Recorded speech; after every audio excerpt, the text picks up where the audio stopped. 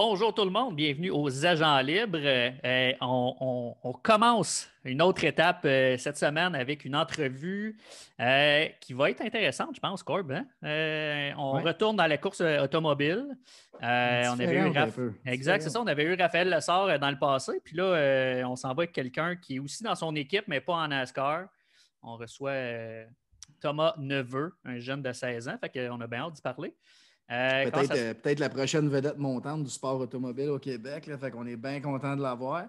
On va vous parler un peu plus tantôt de ses exploits à un jeune âge, là, mais bien content. Peut-être qu'on a quelqu'un qu'on va voir un peu partout sur la scène internationale éventuellement. Exact, parce que moi, c'est un nom que j'avais jamais entendu, puis je pense que c'est une belle découverte. Là, j'ai hâte d'y parler. Cette semaine, on a deux autres commanditaires. Deux autres commanditaires. On n'a pas deux autres, on en a deux. On a un qui nous suit depuis le début, puis on a les petits nouveaux. Je te laisse parler de celui que tu veux. Je vais aller avec l'autre. Je vais te parler de mon chum, le gars que je suis parrain de sa fille. On va y aller de même. Accès électrique, mon chum Fred Etier, son père Alain qui a parti ça quelque part dans les années 90. Fred est en train de prendre la relève des contracteurs, entrepreneurs, électriciens là, qui touchent pas mal à tout ce qui se fait dans l'électricité. Appelez-les, là, Fred. Vous avez un petit projet ou un gros projet. Il est qualifié, il est allé chercher les qualifications requises pour s'attaquer à tout type de projet. Là. Fait que, Fred, directement son cell, 514-617-6606. Mais je ne sais pas le numéro chez Accès électrique. Fait Ils ont juste à aller... son cell. Facebook, ils ont une nouvelle page Facebook, flambant neuve, toutes les infos sont là. Oui, c'est vrai. Ben oui, j'ai vu ça. Oui, puis des petites photos de leur projet. Puis ça, je pense que c'est Jeanne, la mère de Fred, là, qui gère la page. Puis c'est une photographe un niveau quasiment professionnel. Donc, c'est assez intéressant de voir ça. Ma tante préférée. Ben oui. Tu vas rendre les autres jalouses. Oui, c'est ça. Fallait pas que je dise ça, mais je les aime toutes. Deuxième, Fred, on a fait le tour, je pense. Ben ouais, hein? Oui. Deuxième, écoute, on a un petit spécial avec eux autres. On a, je vais te lancer les fleurs. Oui. On a dealé ça après-midi. Norton Baller qu'on peut voir ici, qu'on peut voir. Écoute, on n'est pas. Ben oui, j'ai mon chandail de Norton Baller, chandail Confo, toute l'équipe. Pour vrai, on le dit à chaque fois, c'est du bon monde, c'est des bons jacks. Puis là, c'est tellement du bon monde qu'ils nous ont donné un code promotionnel pour notre gang, pour ceux qui écoutent. Donc, si vous allez sur le site, parce qu'il y a un nouveau hoodie que Corb, tu capotes un peu dessus. Là. Ben moi, honnêtement, là, je disais depuis le début, hey, je vais acheter du linge. Puis aujourd'hui, j'ai placé une commande avec Michael Olivier et Olivier, pardon. Juste pour situer le monde un peu plus, là, pour comprendre qui Norton Baller, là, pourquoi acheter d'eux autres. C'est une compagnie 100% québécoise fondée par Michael, joint par Olivier, deux Québécois qui font 100% de leur linge au Québec. Je porte du Nike présentement, j'achète du Adidas régulièrement, mais on est tailleur en qualité là, de vêtements. Essayez-le. Là, ils nous ont offert aujourd'hui le code promo Agent 15, ça fait de nous des influenceurs. Il faut que vous sachiez que dans le privé, je me suis vendu comme un influenceur. Là, fait que là, ils ont décidé de nous offrir en fait le code promo puis que tout le monde peut en profiter. Ouais. Donc, le code, c'est Agent avec un S, AGENTS 15 et vous avez 15% automatiquement sur votre facture. Donc, allez voir ça, achetez-en, encouragez-les, encouragez-nous en même temps. Ils vont comprendre qu'ils font bien de s'associer avec nous du même coup. Là, fait exact. Profitez pour aller liker notre page, leur page, tout le monde va être content, y compris vous avec ce rabais-là. Ouais. Corb, vu que tu es sur la petite bière et que moi je suis sur l'eau aujourd'hui, j'ai le goût d'aller voir notre invité tout de suite. Parfait, allons-y. Cool. Yes, sir. À Thomas.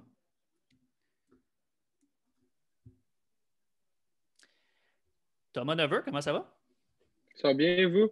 Ben oui, ça va bien. Merci. Thomas, je te le disais tantôt, mais j'avais aucune idée qui t'étais il y a à peu près un mois. Puis c'est Jessica qui m'a contacté pour qu'on t'ait en entrevue. Elle voulait qu'on te découvre, qu'on te fasse découvrir au Québec, en fait. Là. Fait que très content de t'avoir avec nous autres aujourd'hui. Ah, c'est un plaisir pour moi aussi. C'est sûr que là, on commence à aller plus loin dans notre en communication, puis avec la presse, avec ma carrière qui évolue de plus en plus. Donc, c'est le fun de pouvoir aller dans des podcasts, des émissions comme ça. Ben oui. T'es où présentement, Thomas? Présentement, je suis revenu à la maison pour quarantaine, donc 2 semaines de quarantaine. Je reviens de 2 semaines de course en Floride, puis ensuite, je vais repartir le 9 février. Donc, ouais. Okay. J'ai cru comprendre que tu étais originaire de Oka. Est-ce que tu habites toujours là? Oui, exact. J'habite à Oka encore. OK. On connaît bien le coin, moi et David aussi. Pour avoir joué au terrain de balle en face du Subway tous les lundis et jeudis pendant plusieurs années. Il y a encore des games pas mal à chaque été. Là, oui, on connaît ton coin. Ouais. Là, tu arrives de 2 semaines, 2 semaines de la Floride, tu fais ton 2 semaines de quarantaine chez vous, chez toi, chez tes parents, je présume. Tu repars après. Est-ce que tu fais toujours l'aller-retour entre chaque série de courses? Mais ça dépend combien de temps j'ai pour revenir à la maison. Comme là, j'avais 2 semaines que je peux faire l'école, plus jusqu'au 9 février, j'avais une autre semaine que je pouvais être là à l'école en présentiel. Donc, sûr que j'essaie de maximiser mon temps pour avoir les meilleures notes pour finir mon secondaire 5 parce que c'est très important. Puis aussi, si j'ai plein de courses aux États-Unis, puis ça fait pas de sens de revenir, mais c'est sûr que je vais rester en Floride. Ouais. Donc là, vas-y, continue. Maintenant, continue. En fait, c'était une de mes questions, c'est comment tu conjugues karting et école à 16 ans. Tu es en secondaire 5 présentement, je présume? Oui, ça, je finis mon secondaire 5, puis j'étais à l'Académie Sainte-Thérèse dans un programme sport élite, ce qui me permet d'avoir tous les après-midi off.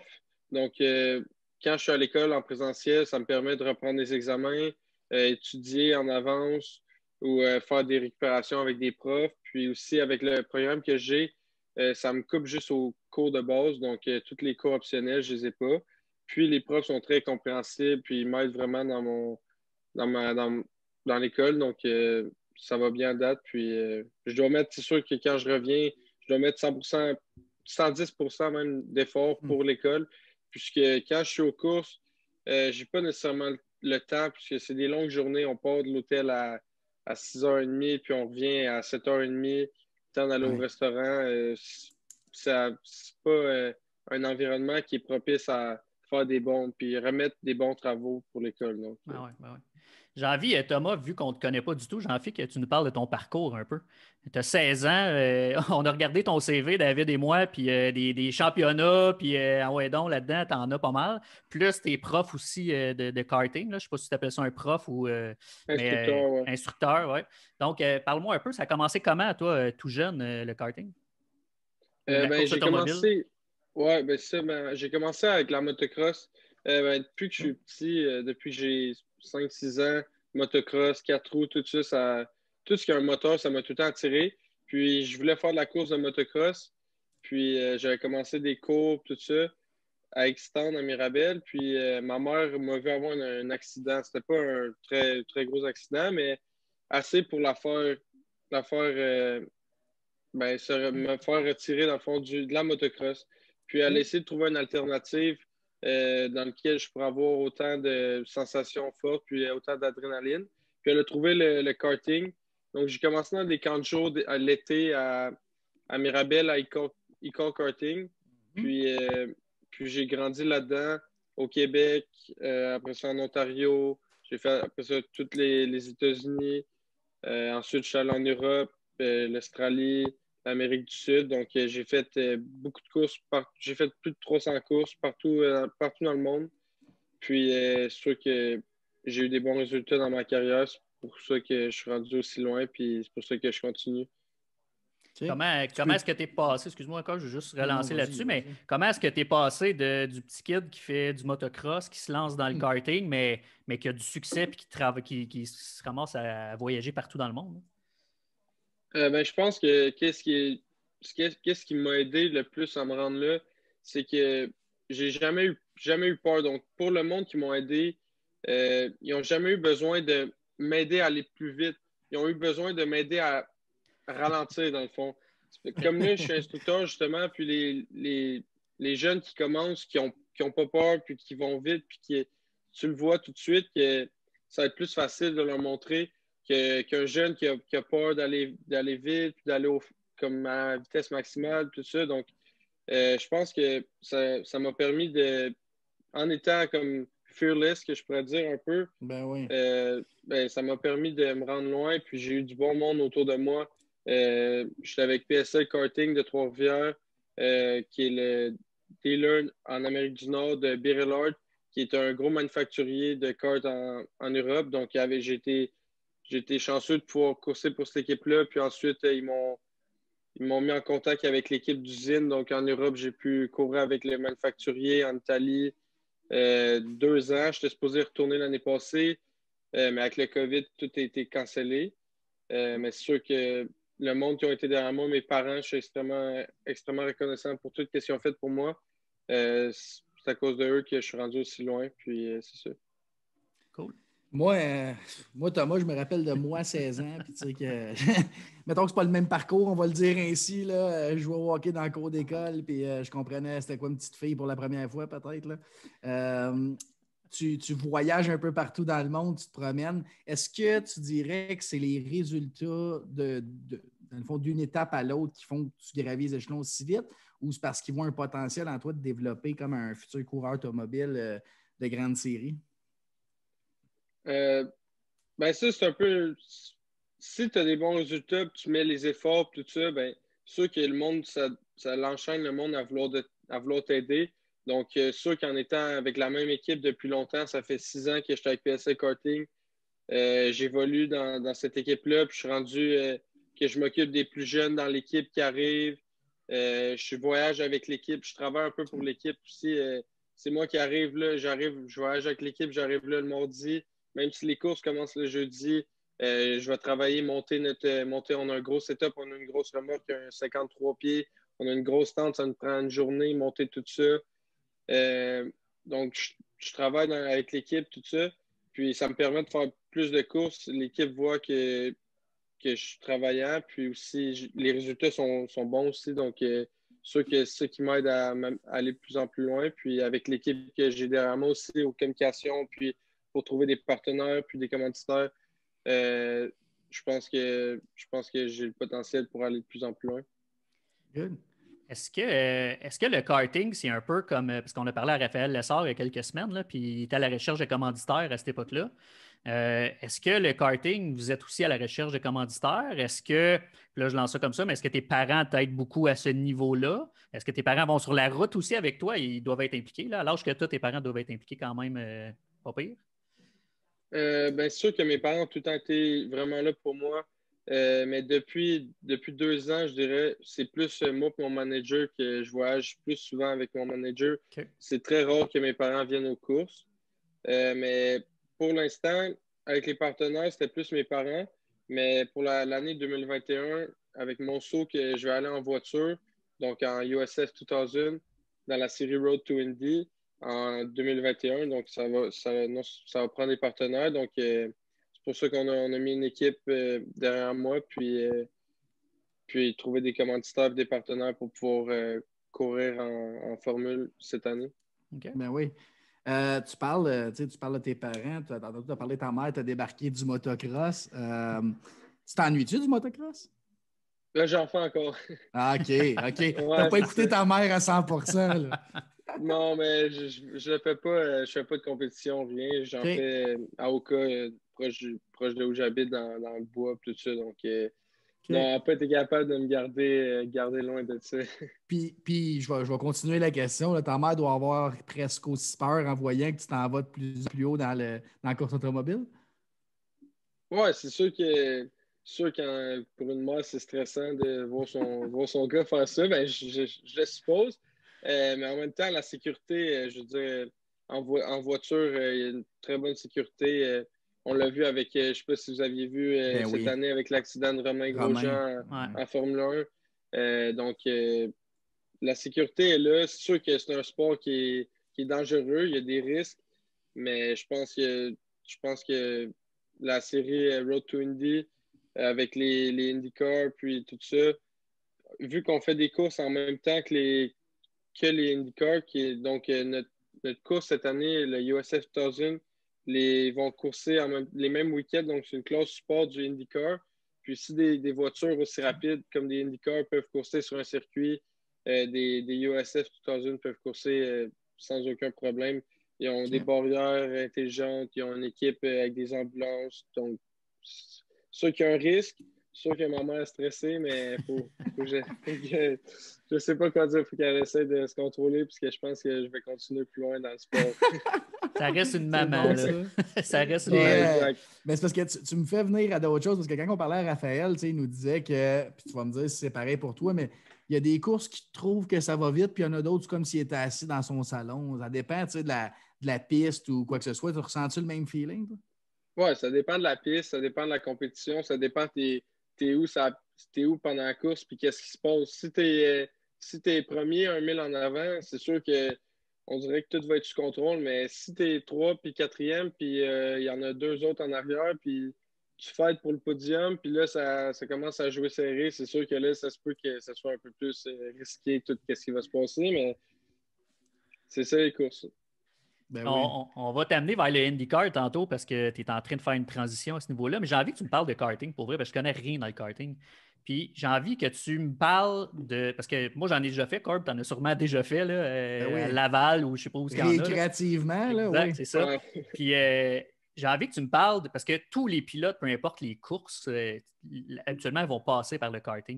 Embarquer dans un kart là, de course, de karting. Qu'est-ce qui te fait amener. Pourquoi tu évolues dans le karting pour te rendre en voiture? Parce que tu commences jeune, fait que tu n'as pas le choix d'aller dans un kart, tu ne peux pas aller dans un Indy, mais c'est tellement petit. Là, tu fais la transition dans un IndyCar qui est beaucoup plus gros.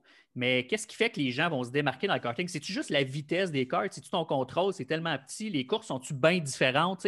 Parle un peu du concept du karting. Premièrement, quand tu passes du karting à la voiture, c'est quand tu embarques dans la voiture, on dirait que tu roules vraiment pas vite. Tu roules à 200 km/h, mais on dirait que tu es arrêté.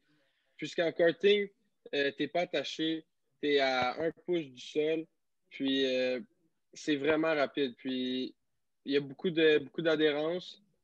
Donc, je pense que tout ça, ça va te permettre d'évoluer pour aller plus loin. Donc, c'est sûr que pour commencer, il y en a qui commencent tout de suite en formule à 14-15 ans sans passer vers le karting.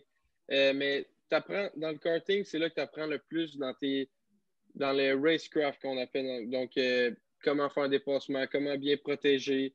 C'est là que tu apprends tout. Puis, c'est là que tu as un accident, c'est beaucoup moins pire qu'en voiture. Donc, tu peux faire des erreurs. Puis, je pense que les courses sont beaucoup plus aussi sont beaucoup plus intenses. Okay. Comme en Europe, en Italie, tout ça, les courses, c'est très, très agressif. Donc, ça t'apprend de rester calme durant tes courses. Puis, selon moi, tu es obligé de passer dans le karting pour un bon nombre d'années avant de pouvoir évoluer en monoplace ou c'est ça. C'est combien de tours ou c'est quoi la longueur des courses à peu près dans le karting?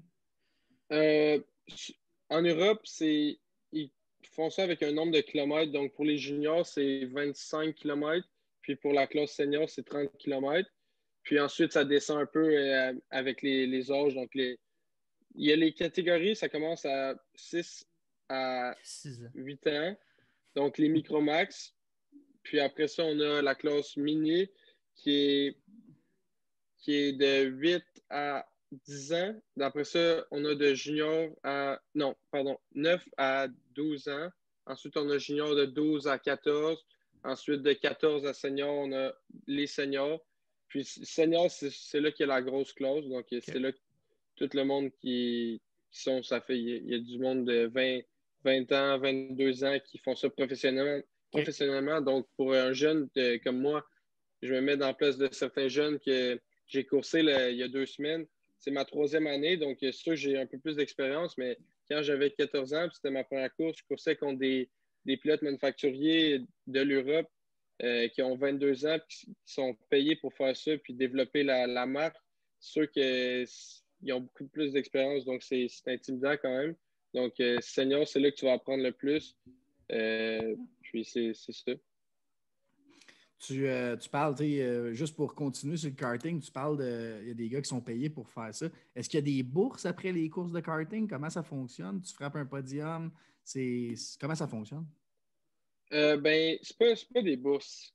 Si tu te fais démarquer, si tu démarques, puis tu as des très bons résultats, c'est là que tu vas pouvoir avoir une équipe qui va t'approcher et qui va t'offrir des deals. En Europe, il va y avoir des pilotes factory qu'on appelle les pilotes manufacturiers qui, eux, vont travailler pour l'équipe, pour l'usine. Donc, souvent, il y en a qui vont vivre à l'usine, travailler là-bas. En Italie, surtout, trois quarts des équipes viennent de l'Italie. Puis, ils sont payés pour courser. Ils font des courses à chaque week-end quasiment. Puis, à développer le châssis. Donc, c'est eux qui développent le châssis pour l'améliorer à chaque année. Puisque non, il y a beaucoup de marques, puis chaque marque se pousse pour aller de plus en plus loin. Puis, c'est très, très compétitif. Donc, c'est ça. Puis en Amérique, il n'y a pas de manufacturier, mais il y a les distributeurs, comme par exemple PSL Karting. Puis, tu peux courser pour l'équipe avec des deals pour représenter l'équipe. Donc, un pilote, comment on pourrait appeler ça? Un peu un pilote comme Factory, un pilote officiel de l'équipe. C'est comme ça que je pourrais appeler ça. Donc, ouais. mais ma question, dans le fond, peut-être je vais l'amener d'une autre façon, c'est comment vous êtes financé? Comment l'équipe de karting? Tu parles, les gars qui travaillent sur l'auto, j'imagine, ils agissent un peu à titre d'ingénieur. Comme toi, tu donnes un coup de main sur monter les tentes, tout ça. Qui finance ça? C'est l'équipe, dans le fond, de Trois-Rivières. C'est les commanditaires. OK. Oui, exact. L'équipe de PSL Karting Trois-Rivières, ils sont distributeurs du kart. Donc, eux, ils ont une équipe de course, puis il y a dans chaque fin de semaine, chaque course, dans le fond, il y a 8 clients, 8, 9 clients, 10 clients. Des fois, il y a des gros week-ends, on est 15 d'entente. Puis, c'est comme ça que ça leur permet de pouvoir faire rouler des jeunes pilotes de façon moins coûteuse. Donc. OK, je comprends. Puis après ça, on a quelqu'un qui s'occupe des moteurs pour toute l'équipe. On a quelqu'un qui s'occupe de la télémétrie pour l'équipe. Il y a un manager. Puis ensuite, chaque pilote dans l'équipe a un mécano. OK. Puis, non, mais vas-y, Jim. OK, non, mais parce que tu as parlé d'ingénieur et tout ça, Corb, puis ça m'a comme popé une question, mais à quel point c'est important, un ingénieur en karting? Les moteurs, on a l'impression que c'est une petite tondeuse, une crinque à tondeuse en arrière de ça, mais c'est pas ça, là. Mais à quel point c'est important, toute la mécanique d'un karting par rapport à une Formule 1 ou IndyCar, mettons? Il y a beaucoup de réglages qu'on peut faire sur un karting. Tu peux tout changer sur le kart, puis tout fait une bonne différence. Donc, c'est important pour le pilote de donner un bon feedback aux mécaniciens puis aux managers après chaque session pour essayer d'améliorer. Par exemple, il peut arriver plein de choses. Il peut avoir un manque d'adhérence à l'arrière, un manque d'adhérence à l'avant. Puis ensuite, il y a la télémétrie qu'après chaque session, il y a du data qu'on regarde avec un ingénieur pour pouvoir tout voir la vitesse. On voit la vitesse, les révolutions du moteur. Après ça, il y a la carburation du moteur. On essaie plusieurs moteurs à chaque week-end, plusieurs carburations. Donc, c'est les dixièmes près. Des fois, en qualification, en classe senior, on est 35, puis le top 10, on a le même dixième. Donc, c'est rendu des millièmes. Wow. C'est fou. Mais c'est ça, tantôt tu parlais des courses plus intenses, c'est que justement les autos sont plus semblables d'une à l'autre. Fait que c'est vraiment le pilote qui est pour beaucoup, j'imagine. Oui, le pilote, puis l'équipement aussi. Je veux dire, si tu as un moteur qui est 2 dixièmes, 3 dixièmes off, c'est game over avant d'embarquer sa piste. Mais c'est pour ça que toutes les équipes sont tout le temps en train de essayer de développer des meilleurs moteurs, tout le temps tester des nouvelles choses sur les châssis. Donc, c'est incroyable comment c'est compétitif le karting. Si tu te compares ça, mettons, à la Formule 1, ça n'a juste aucun rapport. C'est tellement serré les courses. Puis... OK. Est-ce que tu te considères comme un bon, pas mécano, mais une bonne intelligence mécanique, puis être bon à transmettre tes points positifs, tes points négatifs de la voiture à tes ingénieurs, par exemple? C'est sûr qu'après 9 ans dans les courses, je commence à connaître pas mal quel changement fait quoi sur le kart, puis tout ça. Puis je commence à être capable de donner un bon feedback à mon équipe, puisqu'en même temps, je développe le kart pour en Amérique. Puis Puis nous, on a des relations avec en Europe aussi pour si on veut certains changements, on peut se faire envoyer des pièces. Donc, c'est important de pouvoir donner le plus d'informations après chaque session. OK. Petite question suite à ça. Puis, tu sais, on parle de Formule 1, puis tu me dis c'est différent au niveau de la proximité, peut-être entre les voitures et tout ça, mais est-ce qu'en karting, il y a des arrêts au puits? Non. Non, c'est une course, mettons 50 tours, on fait 50 tours, peu importe, puis ouais, exact. on reste avec les mêmes pneus tout le long, même moteur, on ne change rien. Oui, exact. Souvent, qu'est-ce qui va arriver dans un week-end de course, c'est qu'on va avoir au début du week-end un seal qu'on appelle. Donc, on va passer à l'inspection technique, puis le moteur va être scellé. Donc, ça va être impossible de pouvoir ouvrir le moteur pour pouvoir changer des trucs à l'intérieur. Puis ensuite, il va y avoir deux trains de pneus qui vont nous être alloués, dépendamment des courses. Il y a 2 types de week-ends qui peuvent arriver. Ça peut être un week-end double, donc 2 courses, une course le samedi, une course le dimanche. On va avoir une course, une qualif, pré-finale, finale, ça le samedi, puis on va répéter ça le dimanche. Ou il va y avoir un week-end plus long où on va avoir la qualification, par exemple, le vendredi. Puis ensuite, on va avoir 3 manches de qualification. Puis ensuite, ça va faire la grille pour la pré-finale, puis ensuite, il va y avoir une pré-finale, puis ensuite, il va y avoir la finale. Donc, ça, c'est un week-end qui est beaucoup plus long. Puis, il va y avoir 2 trains de pneus qui vont être alloués. Donc, en finale, tout le monde va partir avec des pneus neufs. Donc, c'est deux types de week-end. Chaque série décide comment ils veulent faire leur championnat. Puis, quand même, hein? As-tu participé à des courses avec des pilotes connus maintenant, à ce jour? Tu dis que ça fait déjà 9 ans que tu es là-dedans. Tu as dû voir beaucoup de monde passer en karting quand même? Oui, c'est sûr qu'il y en a. Par exemple, je pense à Patricio Howard ou Oliver Askew. C'est deux pilotes qui sont jeunes, que j'ai coursé dans la même équipe. Je ne sais pas si vous connaissez, mais ils ont coursé cette année en IndyCar, les deux, pour l'équipe McLaren. Donc, il y a eux, par exemple, j'ai Robert Wickens, que je peux penser que j'ai côtoyé dans le même paddock, qui était un pilote d'IndyCar, un pilote de DTM, puis qui a eu un gros accident il y a 3 ans, je crois.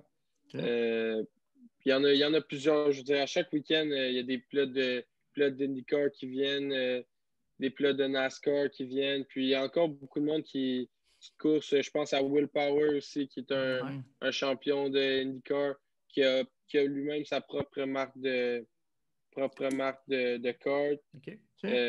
En Europe, le président de la fédération, c'est Felipe Massa qui a coursé en Formule 1. Ah ouais. Nico Rosberg, il a son équipe aussi. Donc, il y a Charles Leclerc aussi qui a une marque de châssis. Daniel Ricciardo. Donc, les gars qui ont eu du succès sont encore très présents, puis sont là pour la communauté encore, puisque c'est là qu'ils ont grandi. Je veux dire, c'est là qu'ils ont passé chaque week-end, puis c'est là qu'ils ont appris le plus. Donc, ils redonnent à la communauté. Exact, c'est ça. Cool. Thomas, toi, 16 ans. Ben oui, vas-y, Jeff. J'allais juste, parce que tantôt, on parlait de ton CV, Thomas. Puis j'ai comme la liste devant moi, puis j'ai envie de sortir une coupe de grands points pour ceux qui ne connaissent pas. Tu as commencé en 2012. Ta première année, tu as fini 5e à la Coupe Québec dans la catégorie Micromax. Ça, j'imagine que c'est le 6 à 8 ans que tu parlais au départ. Exact.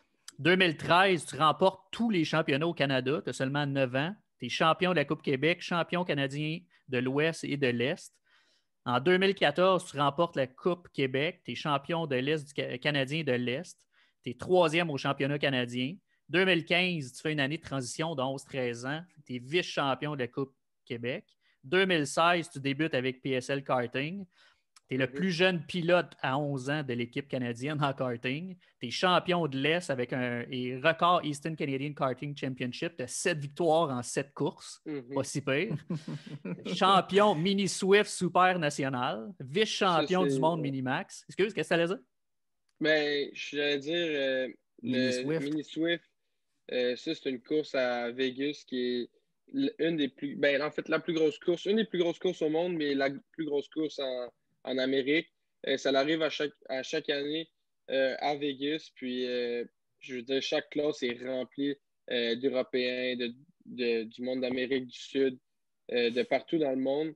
Puis, il y avait 90 inscrits, je pense, si je me rappelle bien, dans cette année-là, en 2016, quand j'ai gagné en Swift. Puis, c'était une grosse course. Je pense que c'est honnêtement une de mes plus grosses victoires, je pense. C'est solide. Je vais juste finir les 3 dernières années. Déballe ça, moi, après ça, je m'en vais quelque part. Là.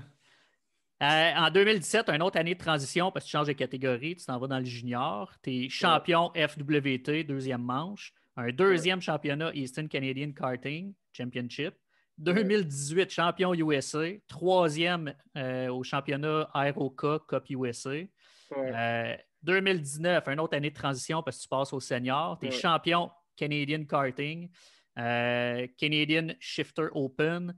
2 top 5 dans le SK USA, j'imagine, Pro Tour. Après ça, en 2020, qui est cette année, tu as fait tes débuts dans ce qui est la FIA NACAM Formule 4 là, en Indy que tu nous parlais tantôt. Puis tu as eu 3 courses d'essai, si je ne me trompe pas, au Mexique. Puis tu as eu une victoire, puis tu as fini les 2 autres sur le podium. Pour vrai, j'ai envie de te demander. Ouais, c'est ça. Ma question qui suivait ça, c'était, tantôt tu nous as parlé que tu étais fearless au niveau de la vitesse. C'est quoi ton autre qualité ou comment tu te décrirais pour avoir autant de championnats et autant de succès là, sur le tour? Je pense que je suis travaillant puis je lâche jamais. Je veux dire, si ça marche pas bien un week-end, puis les pratiques, il en manque, il manque de pace pas mal, puis je pense que je ne vais jamais lâcher jusqu'à temps que le drapeau à Damien soit fait en finale. Donc, il m'est arrivé des courses que j'ai eu des pénalités puis que j'ai dû partir dernier, des accidents, partir dernier en finale, puis que j'ai fait des belles remontées. Donc, je pense que tout ça, de jamais lâcher, pas avoir peur, puis être un pilote très agressif aussi, je pense que ça m'a mené à des bons résultats comme tu as pu nommer dans les. Ouais, c'est un très beau résumé. Tu parles, je vais t'amener ailleurs un peu, mais tu viens de mentionner, je suis parti dernier puis j'ai remonté. Il y a des gars, moi j'écoute la F1, je suis comme retombé amoureux de la F1 dans les dernières années. Depuis, je vais être bien franc, depuis le documentaire Drive to Survive, ça m'a fait voir d'une autre façon la course automobile. Il y a des pilotes qui sont reconnus pour ça, être bons pour les dépassements, de revenir de l'arrière, qui n'ont pas nécessairement la meilleure voiture pour faire ça. T'as-tu toujours eu, toi, en karting, une voiture optimale ou souvent ton talent a fait que tu as réussi à faire des bons scores? Je pense que j'ai toujours été dans des bonnes équipes quand je coursais, mais être agressif, faire des dépassements, tu l'as dit, en Formule 1, c'est pas juste pas eux qui ont les meilleurs autos nécessairement qui font les meilleurs dépassements. Donc ça vient du pilote d'apprendre à freiner tard, puis surprendre à des places que l'autre ne pense pas pouvoir que ça soit possible de dépasser. Donc, ça marche des fois. Il m'est arrivé des accrochages, mais je pense que c'est comme ça que j'ai appris. Puis maintenant, je suis capable de surprendre quelques personnes à des places qui pensent que c'est pas possible. Donc, tu te feras pas réprimander parce que tu n'essayes pas, disons. Oui, exact, c'est ça. Puis, écoute, j'avais lu ton résumé, j'ai écouté GF le refaire. En fait, si je comprends bien, à 11 ans, tu étais le All-Canadian meilleur chauffeur de kart ou, je ne sais pas, kart driver. T'es-tu encore le plus gros prospect au Québec? Est-ce qu'on peut t'appeler comme ça en fait de course automobile? T'es pas obligé, là, mais... je veux dire, il y en a d'autres, des Canadiens qui roulent bien en karting, puis mais présentement, qui va faire le saut en Formule, en USF 2000, je veux dire, je pense que je vais être le seul Canadien l'année prochaine, donc... OK. J'allais te poser la question de cette façon-là. J'allais dire, est-ce qu'il y a d'autres Canadiens qui font le saut? Non, pas cette année.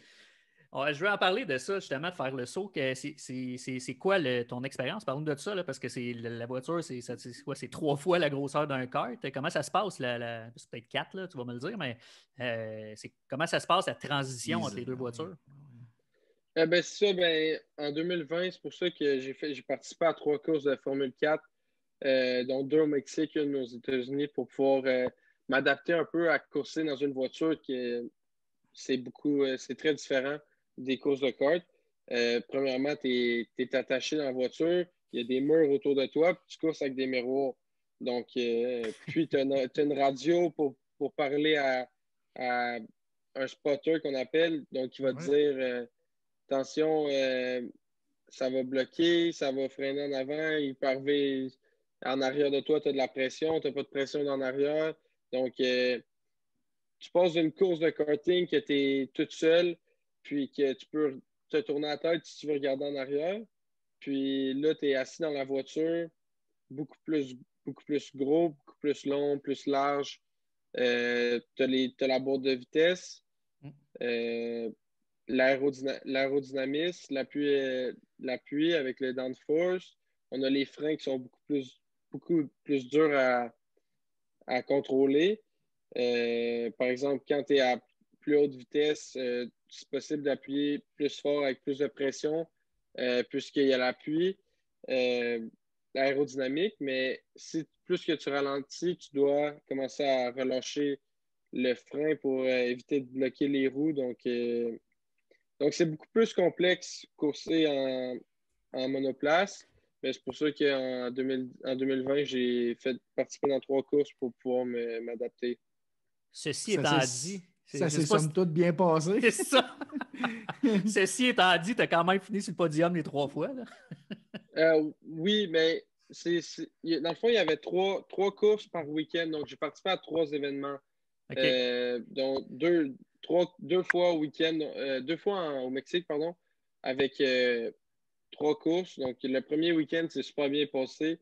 Le deuxième week-end, on a eu des problèmes avec la voiture. On a eu des problèmes. J'ai dû abandonner dans les 3 courses. Donc, on a eu des problèmes avec la voiture. Puis aux États-Unis, ça s'est quand même bien passé. J'ai fait ma première course dans la pluie. Donc, ça aussi, c'est une adaptation. Puis, il y a une des courses que j'ai fait des dépassements qui ont été aussi un peu trop audacieux. Donc, j'ai appris les limites un peu dans la formule. Puis, ça l'a mis fin à ma course à la 3e course qui aurait pu être très bonne, mais au moins, j'ai appris les limites des dépassements. Tu peux mettre ça sur la faute. Tu peux mettre ça sur la faute du spotter dans ce temps-là. Ouais, c'est ça, non?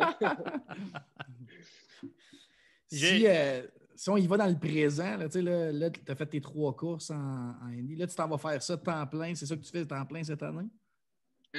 Partiellement avec les courses de kart. Je vais encore continuer à faire 4 championnats de karting.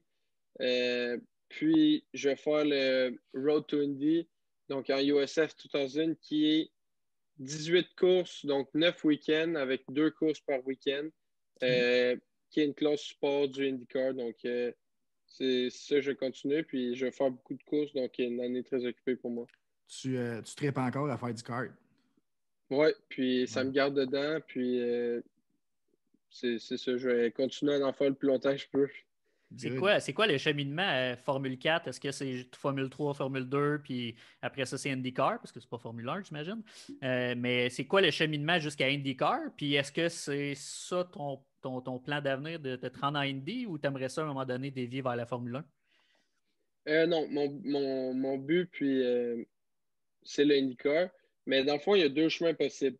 Moi, je vais faire le chemin qui est Road to Indy vers l'IndyCar, puis il y a le chemin vers la Formule 1. Tu l'as dit, c'est Formule 4, Formule 3, Formule 2, puis Formule 1. Okay. Mais pour percer là-dedans, il faut que tu ailles en Europe. Puis ça coûte très cher, c'est très dispendieux, puis c'est réalistiquement parlant, c'est très difficile. Donc, j'ai choisi d'aller vers le programme Road to Indy qui commence qui a 3 étapes dans le fond. La USF 2000, dans quoi je vais courser cette année. Ensuite, tu as le Indy Pro 2000. Puis ensuite, tu as le Indy Light. Puis après le Indy Light, c'est là l'IndyCar. Okay. Chaque gagnant de chaque championnat chaque année va avoir une bourse qui va payer quasiment toute ton année suivante. Donc, ça, c'est très intéressant. Puis, chaque voiture est de plus en plus performante, plus plus puissantes. Par exemple, on va passer avec la USF 2000 qui a 175 chevaux. Puis ensuite, on va monter à la Indy Pro 2000 qui a 350 chevaux. Donc, ça continue à chaque fois de même pour finir avec un IndyCar qui a 700 quelques chevaux. Donc, Okay. Est-ce que tu es le plus jeune qui s'en va à USF pour cette année?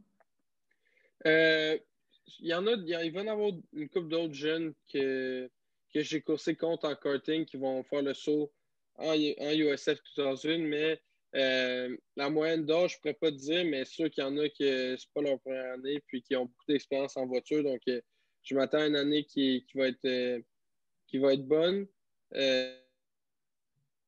que je vais apprendre beaucoup, beaucoup, puis j'espère avoir des bons résultats. Cool. Sur 10, là, mettons, tu penses de réaliser ton rêve de te rendre à IndyCar, c'est combien sur 10? Ben, je pense que si je mets les efforts, puis je travaille bien avec mon équipe qui est en dehors de la piste, puisque oui, tu dois avoir des bons résultats à la piste, mais c'est aussi important en dehors de la piste. Puis entretenir des bonnes relations avec tes partenaires et tes commanditaires, c'est aussi important. Donc, je pense que si tout va bien, c'est dur à le mettre sur 10, mais je mettrais 7, mettons. OK. Mais tu serais un choix de moi, me l'amener autrement, tu serais un choix de première ronde en IndyCar, là. À ton année de draft. J'espère. Ouais, c'est ça. Là, on a parlé présent, on voit dans quoi tu t'enlignes. Pour l'année 2021, ça va être compliqué de courser pour toi? Avec le COVID, bien sûr que tout ça complique. Puis ils ont déjà retardé la première course, le Road to Indy. Donc, j'espère que tout va avoir lieu. Puis, on va voir ce qu'il faut faire avec ce qui se passe présentement dans le monde. Mais on n'a aucune confirmation. On a des courses, mais ça devrait bien se passer si ça a lieu. Ah ouais. T'as-tu, en grandissant, je vole la question à David, là, il la pose à chaque show là, habituellement, là, mais t'as-tu quelqu'un à qui tu look up to, là, pas une vedette, là, mais une personne que tu as admiré, un mentor ou un idole? Ouais? Ben, quelqu'un que j'en ai parlé un peu plus tôt, je penserais à Oliver Askew qui a gravi dans la même équipe que moi dans PSL Karting. Dans les courses de karting, puis fait un peu le même travail que je fais. Quand je coursais, moi, dans la classe Minimax, lui, il était dans la classe de senior en karting, puis lui, il s'occupait de moi. Donc, c'est lui qui était mon coach. Puis, je pense que ça m'a beaucoup aidé à m'améliorer puis à grandir dans les courses de karting. Puis, lui, de son côté, a passé par la même équipe que moi en USF 2000, que je vais passer cette année. Puis il a gagné, ensuite il a fait le Indy Pro, il a gagné, ensuite il a fait le Indy Light, il a gagné, puis l'année passée il a coursé pour McLaren. Donc je pense que cool. c'est un très beau parcours que je trouve que j'aimerais reproduire. Très, très cool. Si on peut te souhaiter quelque chose pour les années à venir, Thomas, qu'est-ce qu'on te souhaite? Du succès. Ouais, hein? Des commanditaires du succès, puis continuer à gagner des courses. Exact. Moi, j'ai deux petites demandes avant de te laisser aller, Thomas. La première, est-ce que tu es un fan? Est-ce que tu as le temps de suivre les autres sports, le Canadien, par exemple, ou le baseball, ou peu importe? As-tu du temps pour ça? Oui, ben, je suis encore le hockey quand je peux.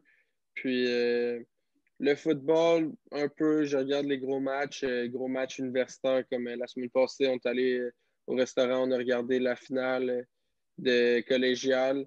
Okay. Puis la NBA un peu, mais c'est pas mal ça, là.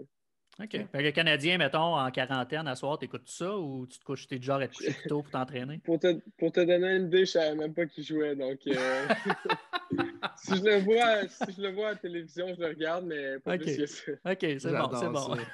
C'est malade. Mais je comprends, tu sais, avec ton horaire du temps, c'est sûr que tu n'as pas nécessairement toujours le temps de t'intéresser ou de prendre le temps de. Ma dernière question, là, c'est je vois tes casses en arrière puis je vois tes affaires. Là, je suis curieux de savoir, t'en as-tu pas mal? C'est-tu large ce mur-là ou tu peux-tu me montrer ça? rapidement, l'ordinateur? Ben, je peux te montrer mon casque. Ben, présentement, je ne les ai pas tous chez moi. Ben, ça, c'est mon casque que je vais courser cette année en formule. OK. Donc, mon casque de voiture. J'ai mon casque de karting qui est présentement dans la remorque en Floride. Donc, je le laisse là pour l'hiver. Puis j'ai quelques casques que j'ai retraités après des accidents ou juste que j'ai changé de casque. Donc, t'en as combien pour le fun au total? J'en ai 2 nouveaux qui s'en viennent pour un nouveau pour la voiture, puis un nouveau pour le karting. Puis ensuite, je dois en avoir presque une dizaine de casques peinturés. OK. C'est vraiment cool pour eux. Thomas, écoute, merci. Hein? Merci d'avoir pris le temps de nous parler. Moi, ce que je veux te demander, c'est qu'en gravissant les échelons, puis peut-être un recap à chaque année, là, on va te réinviter, viens nous voir, viens nous parler de tes rendus où. On va pousser pour toi. Je pense qu'il y a pas assez de monde au Québec qui te connaissent et qui connaissent nécessairement le sport automobile.